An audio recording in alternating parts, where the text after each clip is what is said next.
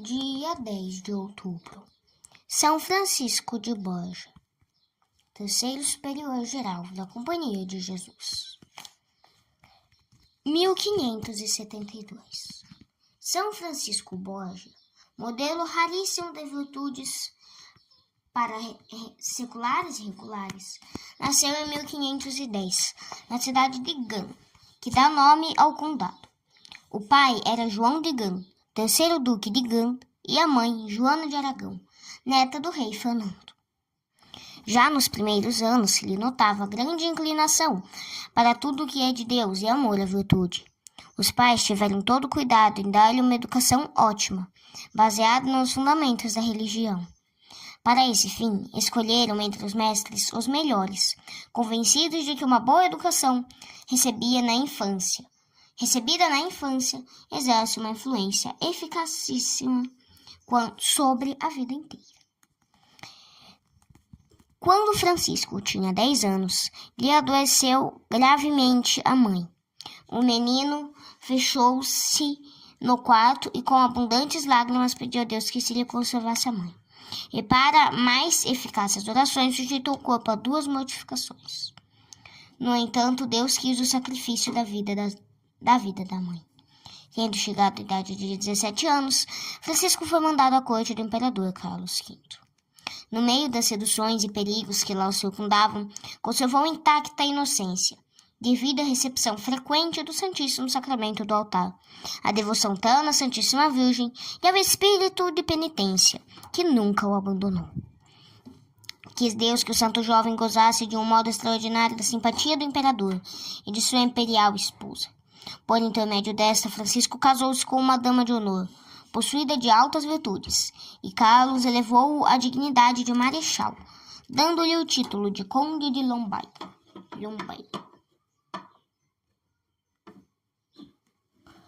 Reinava-lhe em casa o espírito de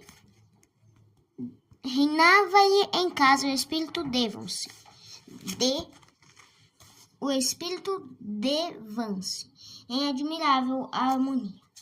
Inimigo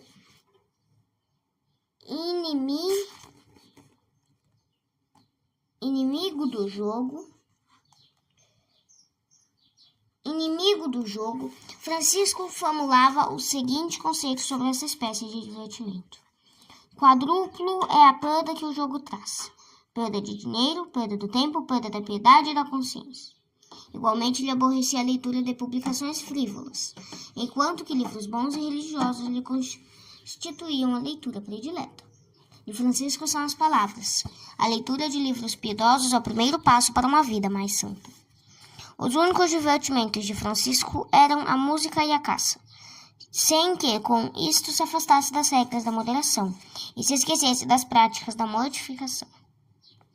Deus quis dar ao seu servo um aborrecimento cada vez maior do mundo, e para que conhecesse bem as vaidades seculares, mandou-lhe doença sobre doença. O que mais contribuiu para inocular-lhe na alma um profundo tédio das coisas deste mundo foi a morte da imperatriz Isabela, que era havida por uma maravilha de formosura. Cumprindo a ordem imperial, Francisco teve de transportar o corpo da falecida imperatriz ao mausoléu, em Granada. Antes de se efetuar o enterro, foi aberto ainda uma vez o caixão mortuário. O que se apresentava aos olhos dos circunstantes era um cadáver em estado de decomposição bem adiantado, que enchia o ambiente de um cheiro cadavérico insuportável. Da apregoada beleza nada ficara. Este espetáculo impressionou profundamente o espírito do santo homem. Chegando em casa, prostrou-se diante do crucifixo e, dando largas à comoção, exclamou: Não, meu Deus! Não mais servirei a uma criatura que a morte me possa arrebatar. Na mesma ocasião, fez o voto de entrar para uma ordem religiosa, caso sobrevivesse a esposa. Muitas vezes se lhe ouvia dizer: a morte da imperatriz ressuscitou-me da morte. Quando voltou de Granada, encontrou a nomeação para vice-rei de Catalunha. Não podendo subtrair-se essa dignidade como vice-rei, teve uma vida mais de monge do que de secular. No entanto, era um verdadeiro pai para os súbditos. os quais tinham franco acesso ao palácio. Fez uma administração justa e leal. Inimigo da usura e ambição, não tolerava abusos na administração que visassem esses dois vícios. Com rigor inexorável, punia os ladrões e salteadores. Os pobres eram seus prediletos. Algumas horas do dia eram dedicadas à oração. Jejum e mortificação eram exercícios cotidianos. De 8 em 8 dias recebia a Santa Comunhão. Tendo-lhe chegado aos ouvidos que tinham surgido dissensões relativamente à comunhão frequente, dirigiu-se a Santo Inácio em Roma pedindo-lhe conselho a respeito. Santo Inácio respondeu-lhe confirmando na prática da comunhão semanal. Neste meio tempo, morreu-lhe o pai, e com a fortuna paternal lhe adveio a administração do condado. Isso não lhe influiu no modo de viver. Pouco depois lhe adoeceu gravemente a esposa, tão virtuosa e santa como ele. Embora Francisco pedisse a Deus que conservasse a vida da companheira, essa oração não foi ouvida. Lembrou-se então do voto que fizera e tratou imediatamente de cumpri-lo. Tendo consultado a Deus nas orações e ouvido o conselho do confessor, decidiu-se pela Companhia de Jesus, recém-fundada por Santo Inácio. Com permissão do imperador, entregou o condado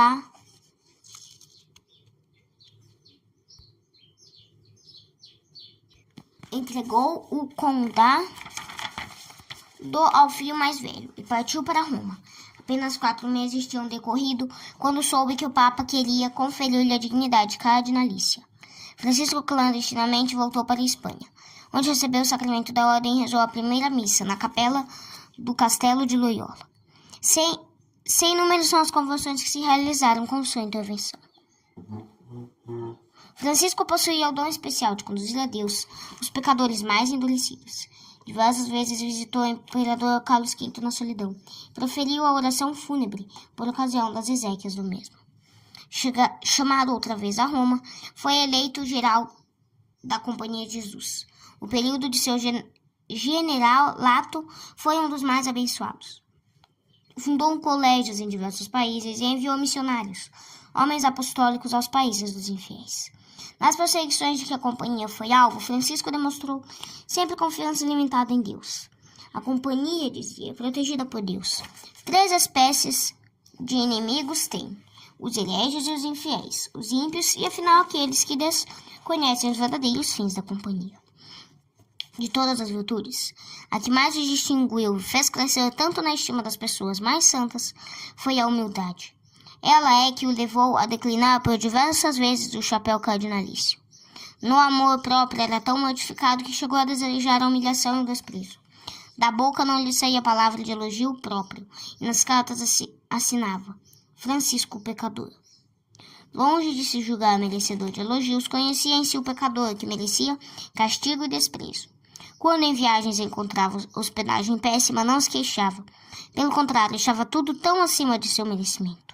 Sendo geral da companhia, fazia os trabalhos mais humildes da casa.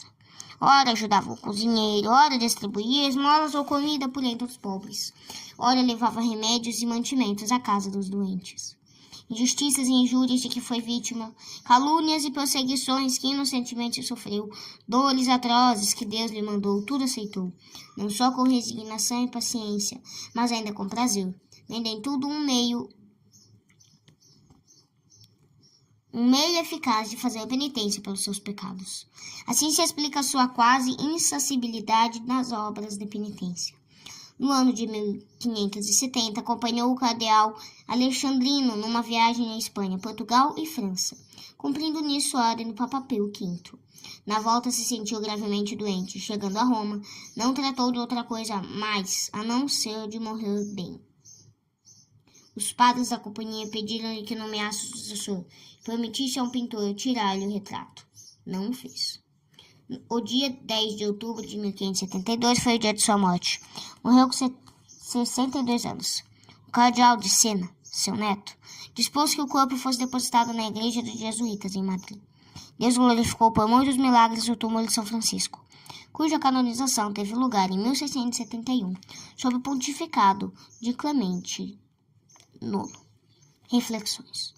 O aspecto do cadáver, já em estado de decomposição da imperatriz, que em vida era famosíssima, por todos admirada, ocasionou a conversão de Francisco Borgia. Quantos escravos de uma paixão impura ficariam radicalmente curados dessa loucura se lhes fosse dado ver o que Francisco Borgia viu, a destruição horrenda do corpo humano? Curados ficariam se quisessem apresentar à fantasia o estado humilhante a que fica reduzido o corpo humano cadáver. Em sua presença ninguém quer ficar, porque seu aspecto causa horror. Uma vez morto o homem, tem por herança os vermes, diz a Bíblia, Eclesiástico capítulo 10, versículo 13. Não é uma loucura pôr em jogo a salvação por causa de um corpo a que tão triste fim é reservado. Depois de algum tempo, será só pó e cinza? Que cegueira sacrificar a felicidade eterna aos caprichos da carne, a vaidade aos prazeres.